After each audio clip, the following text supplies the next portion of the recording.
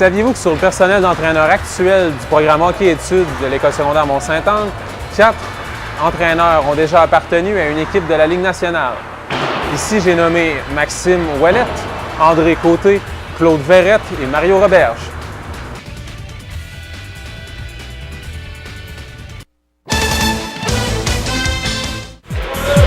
Salut, moi c'est Francis Vézina, puis j'ai 16 ans. Marc-Antoine Turcotte, 17 ans.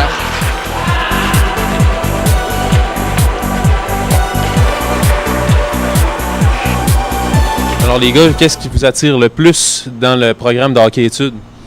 Ben moi c'est de genre mélanger l'école avec le hockey. Là. Des fois c'est le fun de sortir de l'école pour aller jouer au hockey. Là. Ça nous fait un peu changer d'idée de tout.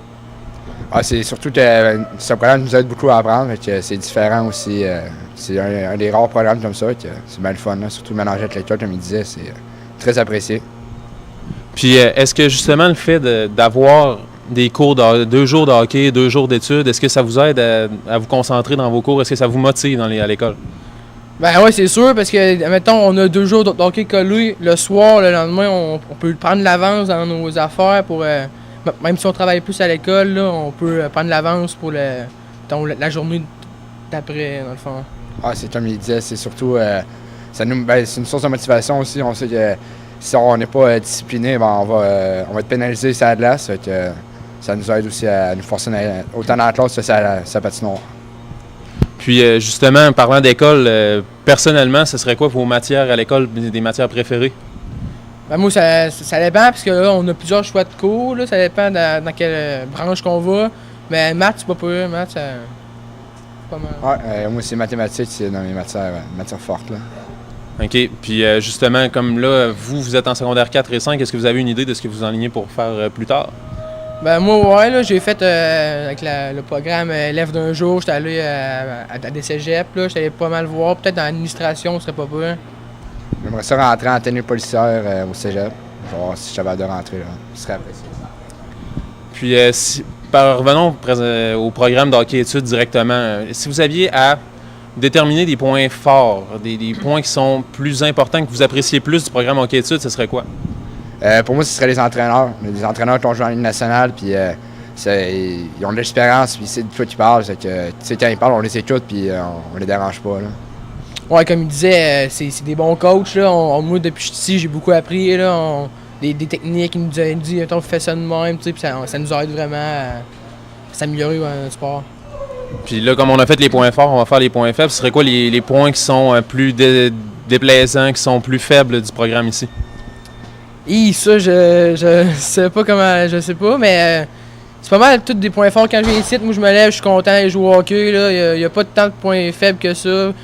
C'est sûr que moi, après c'est juste positif.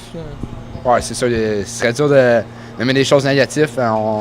C'est vraiment un programme qui est presque parfait. Là. Il y a de l'entraînement autant à la patinoire que hors glace. Et ça fait un programme assez complet pour le joueur de hockey. Là, vous, ici, ça fait combien de temps que vous êtes personnellement dans le programme ici, hockey-études? Moi, c'est ma 5e année de tout mon secondaire, j'ai été ici. Ouais. Moi, c'est de son R1 à 5, j'étais dans le programme. Puis justement, le fait d'avoir participé 5 ans ici au programme hockey-études, est-ce que ça vous a permis vraiment d'avoir une bonne évolution comparée si, admettons, vous aviez juste joué dans les ligues la fin de semaine? Ouais, c'est sûr, parce que là, on joue durant toute la semaine, puis aussi, il y a un esprit de groupe qui se forme. Ça fait tous 5 ans qu'on est ensemble. Fait qu'on est presque tous des chums. Fait que quand on joue, mettons, c'est le fun de jouer avec ses chums, là, ça fait changement. Ah, ça, il y a une grande amélioration de mon côté. C'est ce que j'ai remarqué, surtout depuis les 5 dernières années. Là, ça a mieux aidé. Il y a toujours la question facile qui revient quand on est joueur dans un sport quelconque. Il y a toujours la question de comparaison. Quand on se compare à un joueur de la Ligue nationale, quel serait, mettons, le joueur qui vous ressemble le plus, selon votre style de jeu?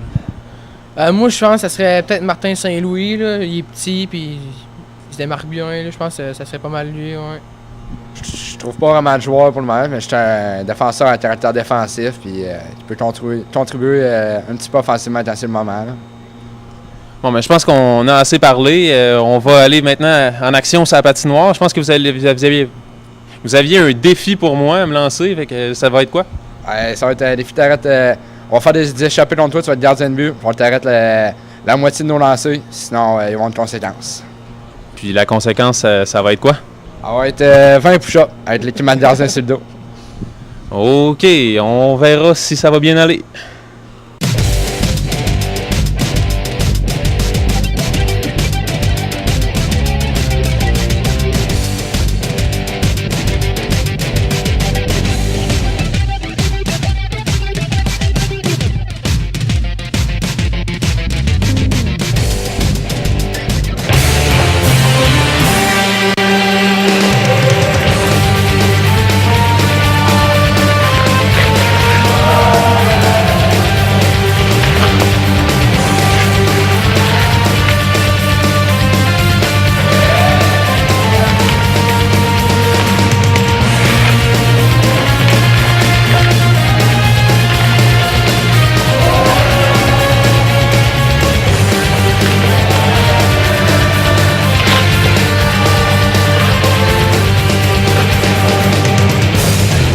Je pense que ça a apparu que je suis pas un joueur de hockey, mais comme je suis un homme de parole, ben, je vais relever mon défi. Les gars, je vous remercie.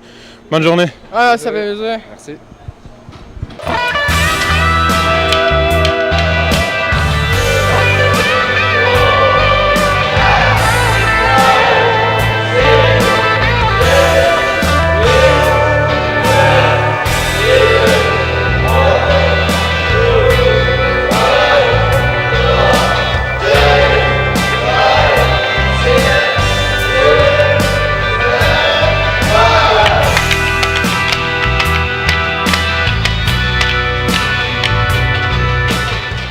Alors, pour le truc du pro, cette semaine, je me trouve en compagnie de Claude Verrette, qui est entraîneur ici à Hockey Études. Claude, ça serait quoi la meilleure préparation pour un joueur avant son match?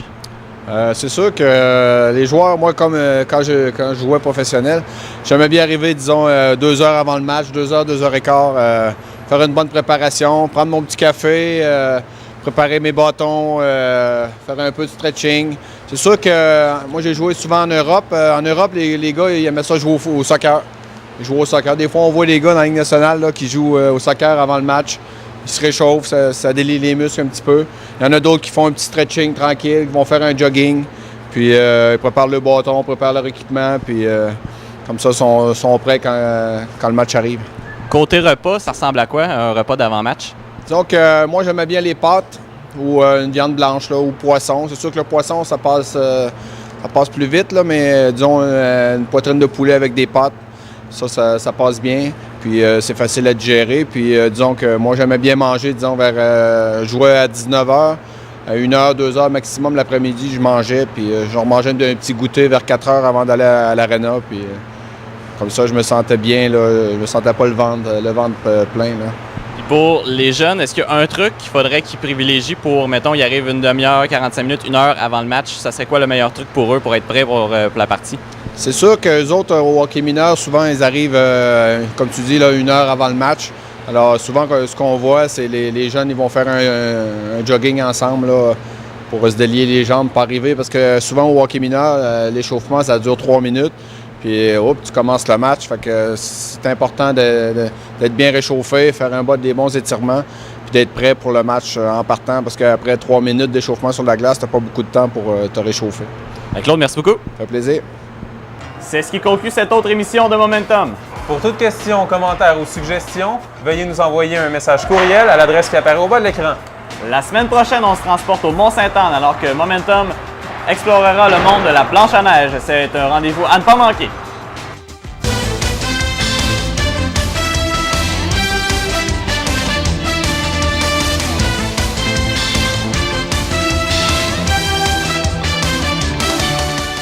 Les télévisions communautaires autonomes, identifiées également sous le vocable de TVC, sont